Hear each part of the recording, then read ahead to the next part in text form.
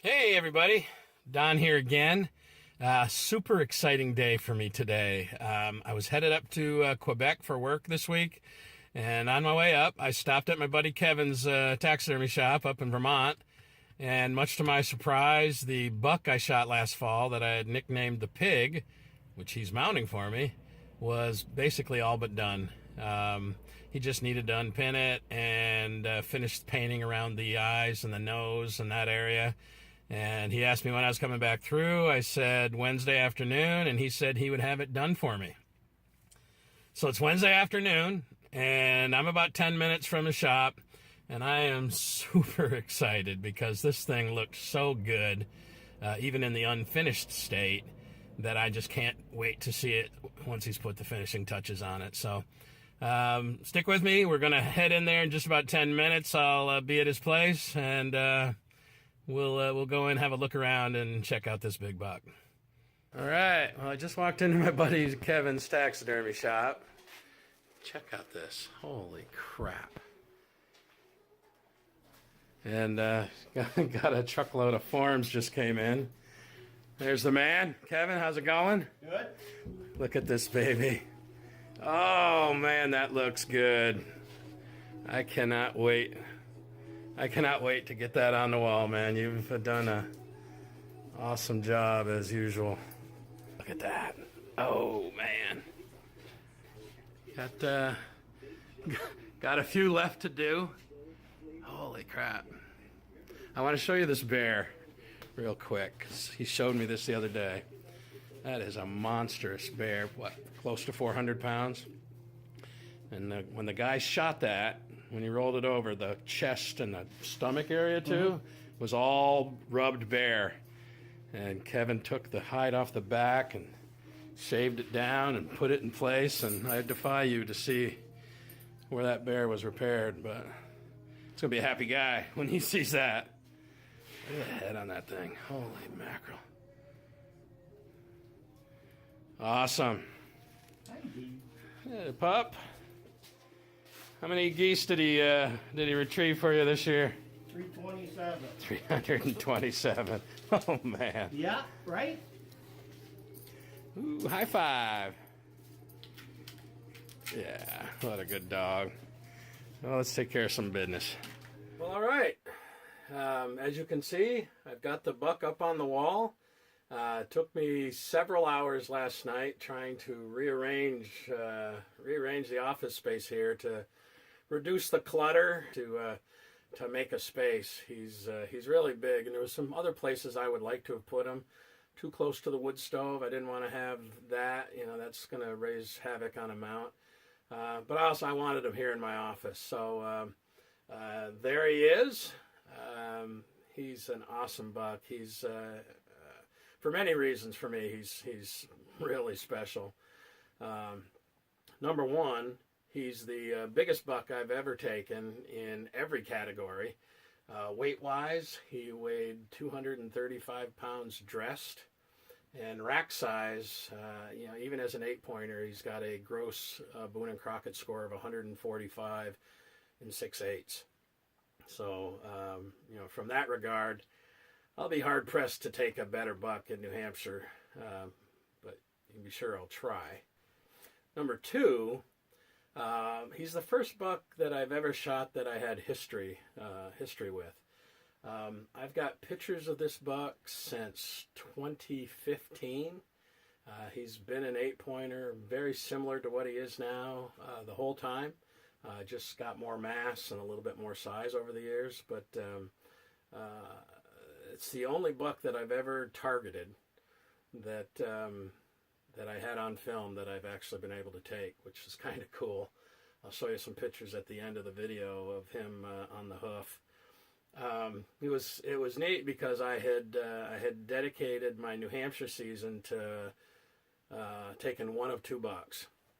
This guy, who I thought was probably more killable, and another buck that I call Mr. Big, that is totally nocturnal. But that's pretty cool to be able to take a buck that you've got history with. Third was, this is the first buck I've ever killed with my muzzle loader. I hunt with the muzzleloader every year, but I always hold out because in New Hampshire, if you kill a buck with your muzzleloader, your rifle season is over. And it's a little easier to reach out with the rifle than it is with the muzzleloader, but I always go out and give it a try, and I always say, I'm not going to shoot something unless it's decent with my muzzleloader, because then my rifle season is over. So yeah, that's pretty cool. So the three things that were really really special about this deer.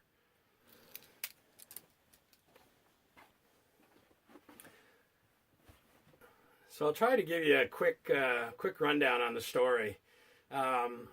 It was the last day of muzzleloader season, 2017. That's November 7th. The rifle season was starting on the 8th, and I was heading to Iowa on the early morning on the 10th, which was Friday. And I got done working in my office, and I thought, I'm going to go out for the last hour or so of daylight with my muzzleloader. And so I quickly changed into some extra camo. Pretty much everything I had was packed up for my Iowa trip. But I got plenty of camo, so I got dressed in some camo, and I headed over to the spot. And it's probably took me 15-20 minutes to get into there. And when I got up to this one clearing that I've been through 100 times, I saw, and I've never seen a deer in that clearing. I saw 3 does were in that clearing, and I was like, oh, this is cool. The rut's just getting started. I've got 3 does in here. I am going to, I'm going to rattle. I'm going to find a place to sit, and I'm going to rattle and see if I can, get a buck to come by. So I found a place to sit, and I did a little light rattling, and I realized I didn't like the wind. The way those deer had come, the wind was blowing right the other way. So if a buck was following him, he was going to get my wind before I ever got sight of him. So I moved about 50 yards, I guess it was, and I found another place. And now I could see back into that area, and I could see where I, anticipated deer to come from. And I rattled super aggressively. I banged the horns together for probably a full minute, just really hard rattling. And then when I got done rattling, as I often do, I said, I don't like this spot. And if I go right over here, about 15-20 yards, I'll be able to see everything that I could see now, but I could see down over the crest of this hill. So I stuffed the antlers in my pack, and I trucked up over this knob. As I crested the knob, this buck was running up the hill. He had just gotten off the flat and was coming up the hill. I crested the hill, and I had my gun up, and he stopped and froze.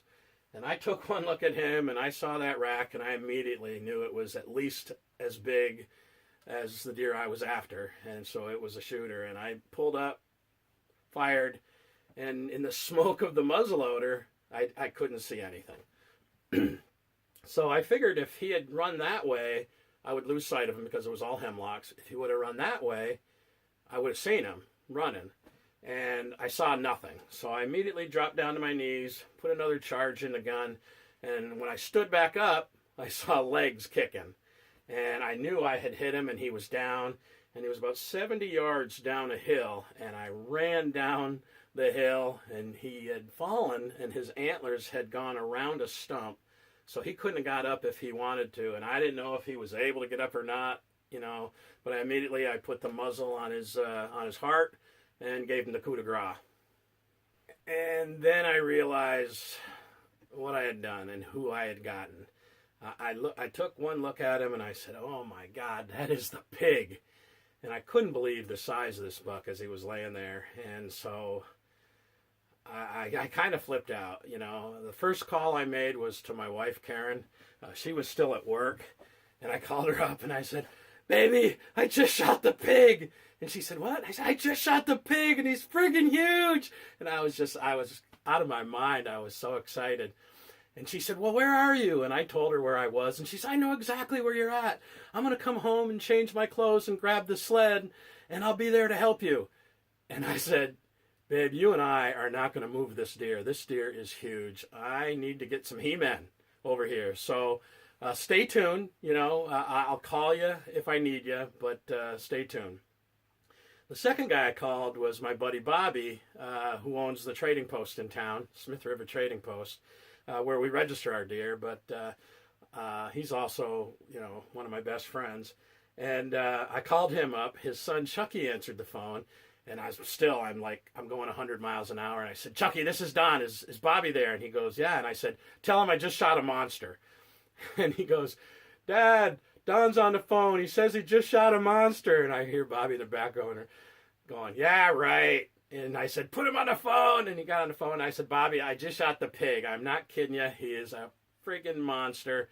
Don't close the shop. It's going to take me an hour to get this buck out of the woods at least. I got to find some help. And he said, all right, I'll stay open. And he started getting excited. The next call I made was to my hunting partner, Franny Heath. You've seen Franny in some of my other video clips, my Iowa trip. He went to Iowa and Missouri with me last year.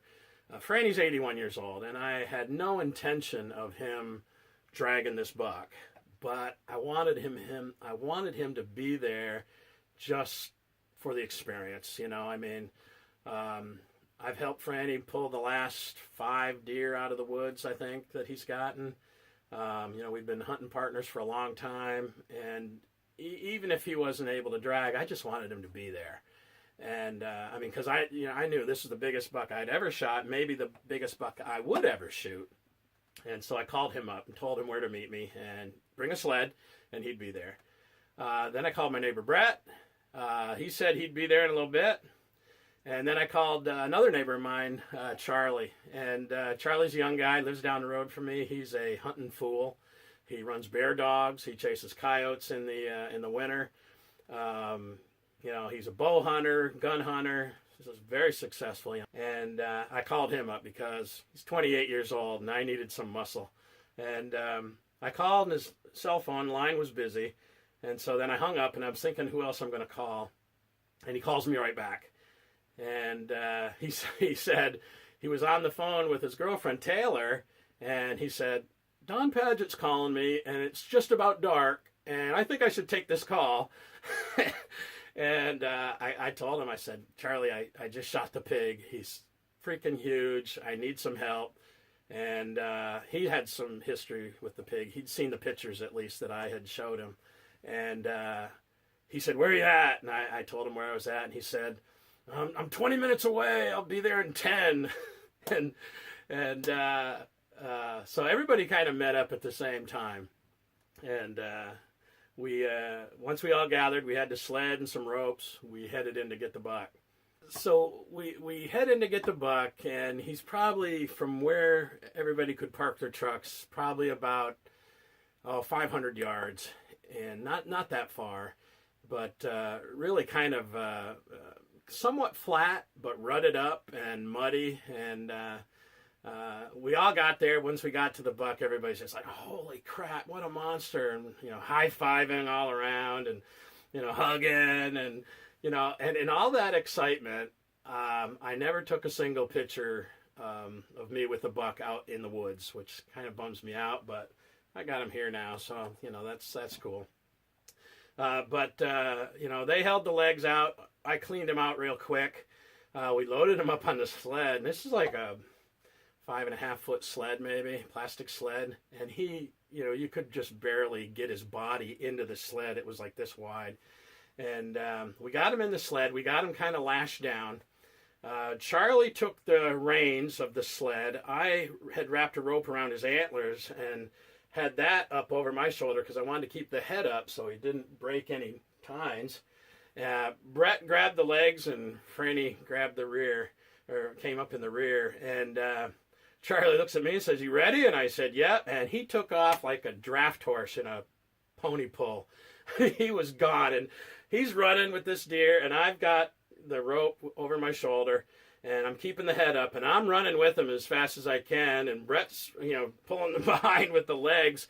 And the kid was like a beast. Half the time, I swear my rope was slack, trying to keep up with him. And so we made it out in really pretty quick time. I think we probably stopped 3 or 4 times. We probably went 100 yards at a time and then stopped.